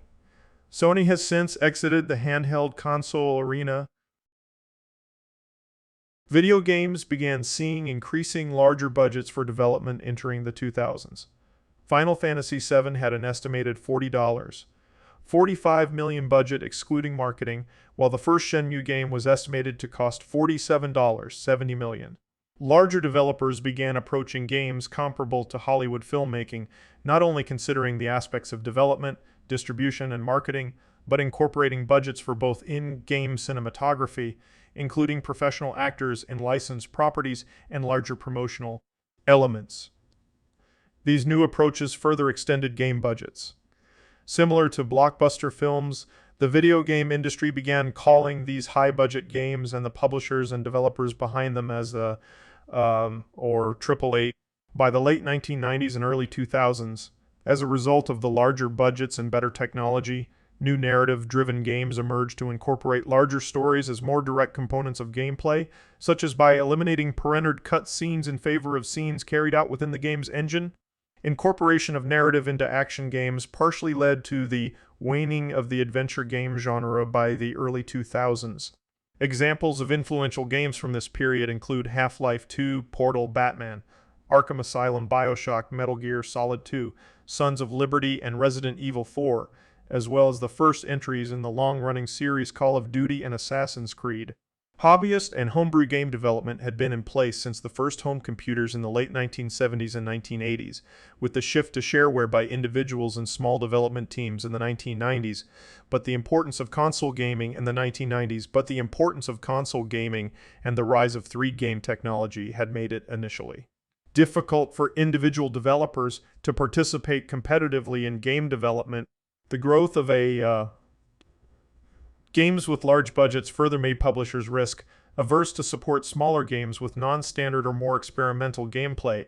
Independent games, or indie games, gained a significant share of the market in the latter half of the 2000s that continued into the 2010s, and generally seen as a result of the industry looking for innovation beyond the safe, non-risky approaches that development had centered on. Interest in indie games grew out from the booming flash game industry of the mid-2000s, which had drawn attention to individual and small developers normally overlooked by the media. Further, smaller developers were highlighted by the rapid growth in the mobile game industry, allowed them to compete equally on mobile app stores with larger developers. Crowdfunding through sites like Kickstarter became a viable pathway for indie developers to gain funding in the late 2000s, explosively growing in popularity into the mid-2010s, while early access distribution where players purchase a not yet final version of a game to help play, test, and provide feedback was successfully demonstrated with Minecraft in 2009 and used as a model for some indie games since. On personal computers, Valve opened up their digital content platform Steam to allow indie games to be listed alongside AAA games and several other similar digital storefronts. Microsoft launched the Xbox Live Arcade XBLA in 2004, which they used to publish games for the Xbox, and later the Xbox 360 from smaller publishers and independent teams. Sony and Nintendo followed suit with similar indie game publishing programs in the early 2010s. Several indie games gained the media spotlight in this period, including Super Meat Boy, Fez, and Braid. In the 2010s, the traditional model of racing to a 5-year console lifecycle was reduced. Reasons included the challenge and massive expense of creating consoles that were graphically superior to the then current generation, with Sony and Microsoft still looking to recoup development costs on their current consoles, and the failure of content creation tools to keep up with the increased demands placed upon the people creating the games. On June 14, 2010, during E3, Microsoft revealed its new Xbox 360S or Slim. It is smaller and quieter with a 250 GB hard drive and 802.11 Wi-Fi. It started shipping to US stores the same day and in Europe on July 13. The only cloud-based gaming system is one of the first cloud gaming services. Cathode ray tube-based display units had begun to phase out in the 2000s, replaced by inexpensive flat-screen televisions and monitors, which had far higher screen resolution and refresh rates. Video game hardware began introducing support for the new high-definition multimedia interface, HDMI, standard allowing for resolutions up to 3840 x 160 pixels, which itself stressed the need for more powerful GPU cards with faster processors and larger memory. Game engines such as Unreal, Unity, and DirectX added support for improved texture mapping to support high-resolution textures to give photorealistic graphics in games. Microsoft and Sony both released their next console generations, the Xbox One and PlayStation 4, in 2013. Both expanded on features from their previous consoles with the added support for high-resolution graphics and more support for digital distribution of content with additional storage space. The Xbox One had an initial flubbed launch, as Microsoft wanted to require users to be always connected to the internet, along with persistent use of the Kinect motion sensor, which in turn would have given certain benefits to players. However, these decisions were met with negative feedback in the months prior to release over their privacy concerns, and Microsoft revamped their policies. The Kinect, though initially bundled with the Xbox One, was made optional, and a year after launch, Microsoft opted to end Kinect's production for the Xbox One. Nintendo still kept to its own path. The company decided that the YA may have lost a portion of core gamers and developed the YU to draw this group back in. The YU, released in 2012, included a tablet, like YAU gamepad that included controls and a touchscreen display that acted as a second screen during gameplay, along with support for Y remote controllers, and included backward compatibility with YA games. The YIU was a commercial failure for Nintendo following the YA. While the YA had sold more than 100 million units, the YU only sold about 13 million in its lifetime. Nintendo attributed this to both the marketing of the Wii U, which failed to make clear the purpose of the gamepad, and which made consumers believe it was just another tablet system, and to the lack of third-party support on the console, which dropped off quickly once initial console sale numbers were obtained. And marketing reasons? Nintendo had already been working on its next console once the YIU had been released, but pushed ahead as to get another console to release sooner to financially recover from the YIU. Again, staying with their past blue ocean strategy to focus on innovation rather than technical superiority of their competitors, Nintendo released the Nintendo Switch in 2017, one of the first hybrid consoles with the ability to be played as a handheld device, but also can be placed into a docking station connected to a television and played like a home console. The Switch uses detachable joy, which function as both regular controllers and as motion sensing devices like the Y remote. Alongside the Switch, Nintendo sought out third-party support for the console from both AAA studios and indie developers. The Switch proved to be very successful. As of 2022, it is Nintendo's best-selling home console, succeeding the Y, and helped Nintendo regain position in the hardware market. The handheld market began to wane in the 2010s as mobile gaming supplanted it. Nintendo continued to refine the DS line. It released the Nintendo 3DS in 2011, which included a screen with an autostereoscopic display as to create a 3D effect without the need for special glasses. Sony released the PlayStation Vita in 2012 as a successor to the PSP, which included a front touchscreen and a back-facing touchpad in addition to existing control. The Vita failed to gain a significant market share, and after Sony discontinued the product, have stated they have no plans for further handheld systems. Nintendo, on the other hand, released a modified version of the Switch, the Nintendo Switch Lite, in 2019. The Switch Lite, a lower-cost version that directly integrates the Joy-Con into the unit and removes other features, as to create a device that supports handheld gameplay directly, but otherwise fully compatible with the existing Switch library. In personal computers, the graphics card market centered on the progress made by industry leaders NVIDIA and AMD, who also supplied GPUs for the new consoles. Starting in the late 2010s, the power of these GPU cards were being used by cryptocurrency miners as they were comparatively lower cost than other computing hardware for the same purposes and created a run on GPU cards that inflated prices and card shortages over extended periods.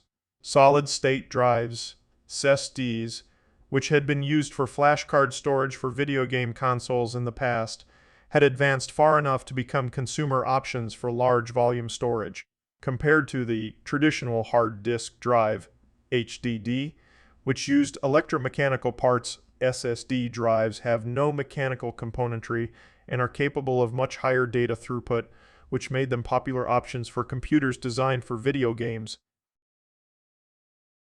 Until the 2010s, online play for most platforms were limited to players on that same platform, though some games, such as Final Fantasy X, had experimented with limited models.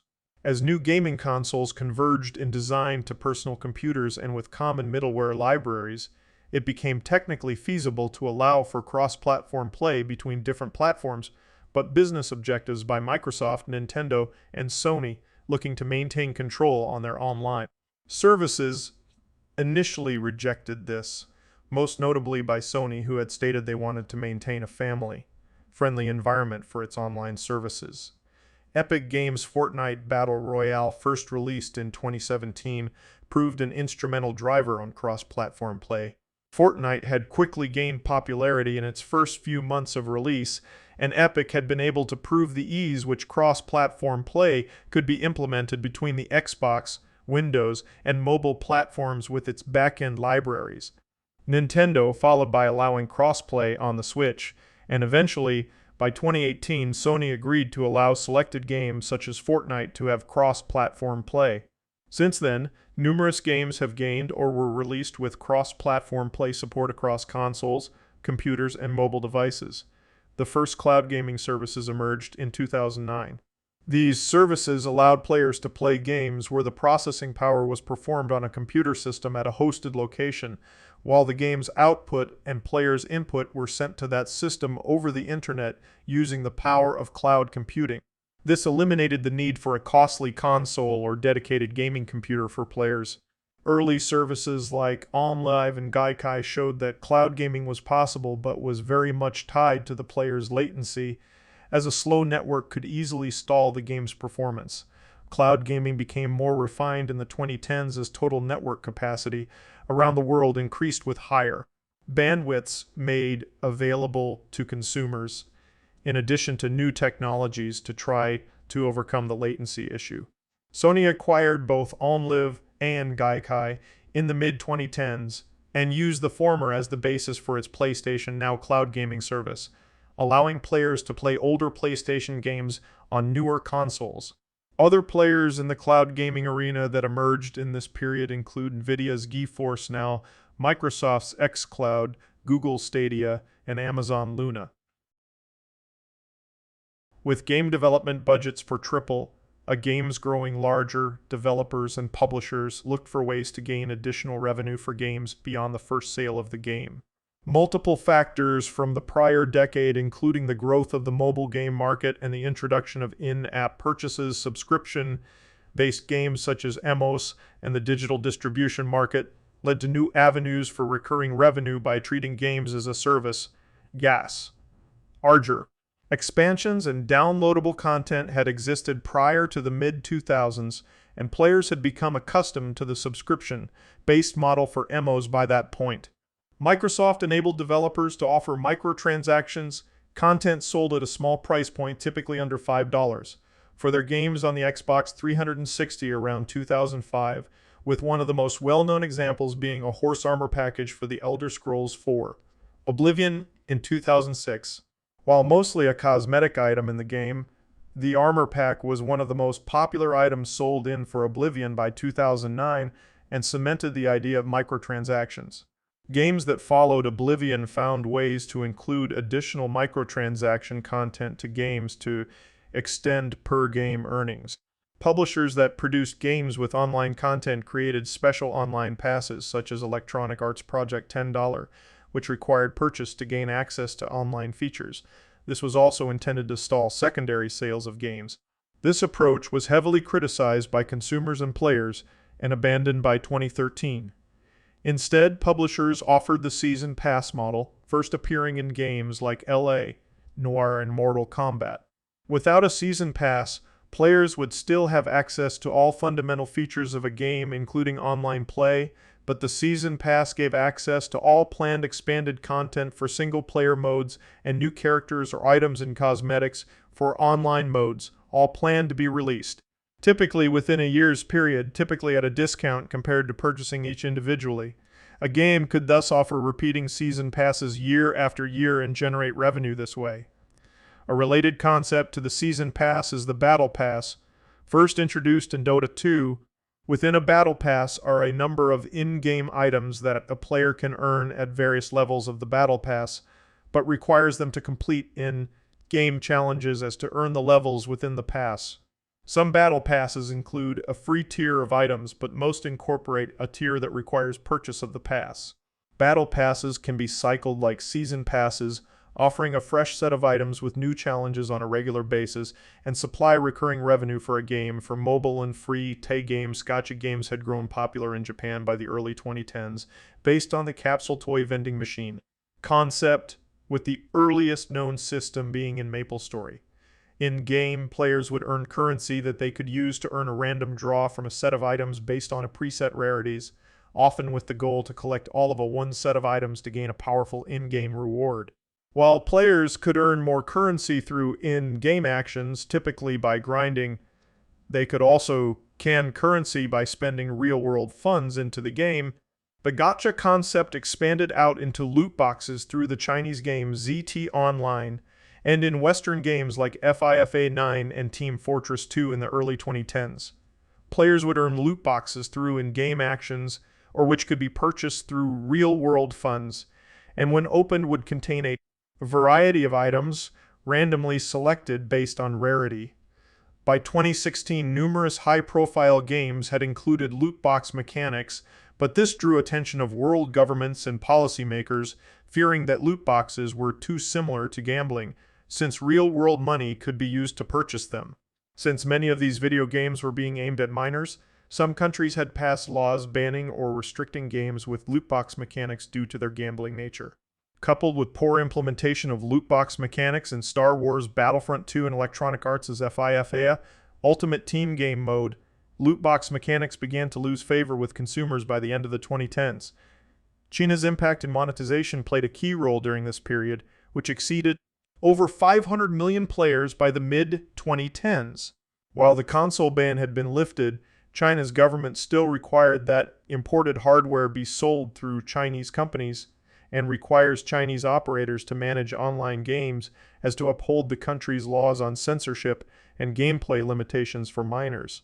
Chinese companies that were already publishing games within the country began to make partnerships or other arrangements with foreign firms to help bring their games and hardware into the company through the complex approvals process.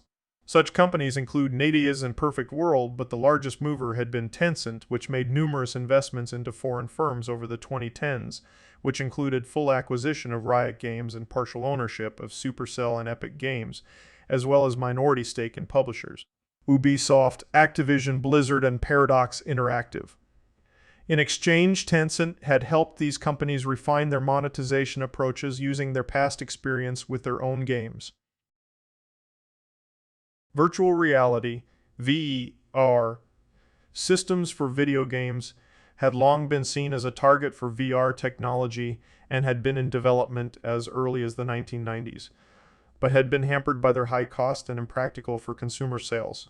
One of the initial attempts, Nintendo's Virtual Boy in 1996, used a monochromatic stereoscopic display to simulate 3D, but the unit was impractical and failed to gain developers, leading it to be a commercial failure for Nintendo. Breakthroughs in consumer-ready VR hardware came in the early 2010s with the development of the Oculus Rift by Palmer Luckey. The Rift was demonstrated at trade shows in 2013 and proved popular enough to lead Facebook to purchase the company and technology for $2 billion in 2014.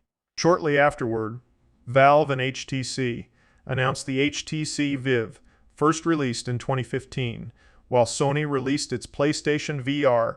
In 2016, Valve later developed its own VR hardware line, the Valve Index, released in 2019.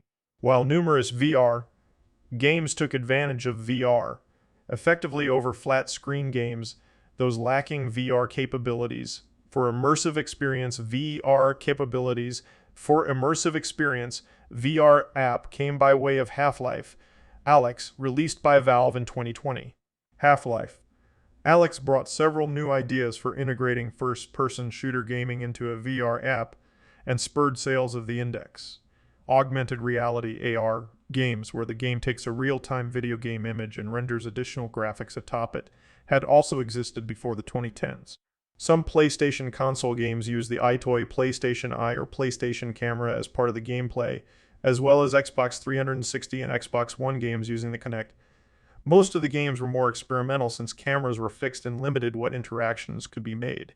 As handheld consoles, including the PSP and the Nintendo DS line, and mobile phones incorporated video camera capabilities, new AR possibilities opened up on portable devices.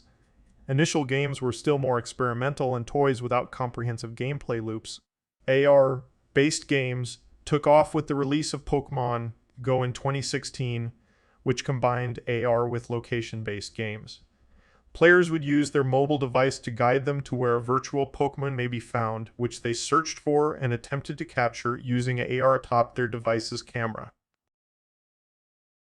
NVIDIA and AMD introduced graphics cards in 2020 with hardware support for real-time ray tracing, which was also a major component introduced with Microsoft and Sony's next consoles, the Xbox Series, Xbox Series, Xbox Series, Xbox Series, and PlayStation 5, both released in November 2020. Significant improvements in technology also furthered the ability to display highly detailed textures, allowing for photorealism in rendered video game scenes at high resolutions and high frame rates. These changes necessitated larger storage space for texture memory on the hardware and greater bandwidth between the storage memory and graphic processor. Both new consoles included specialized SESD options designed to provide high bandwidth storage options, which had the added benefit of virtually eliminating loading times in many games, particularly those featuring in game streaming for open world games. Moving into the 2020s, the concept of the metaverse grew in popularity. Similar in nature to the social spaces of Second Life, the concept of a metaverse is based on using more advanced technology like virtual and augmented reality to create immersive worlds that not only can be used for social and entertainment functions, but as well as for personal and business purposes, giving the user the ability to earn from participation in the metaverse. Roblox is a more recent example of an open-world game that allows players to build their own creations within-game with the potential to earn money from these creations. The metaverse in the early 2020s was not yet well defined, but those developing the nascent technologies recognized that a financial system would be tied to these systems.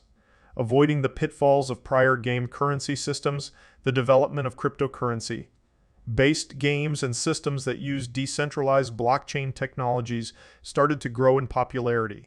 These blockchain games were frequently based on the trading of non-fungible tokens that players created and improved through the game, mimicking how metaverse content would function.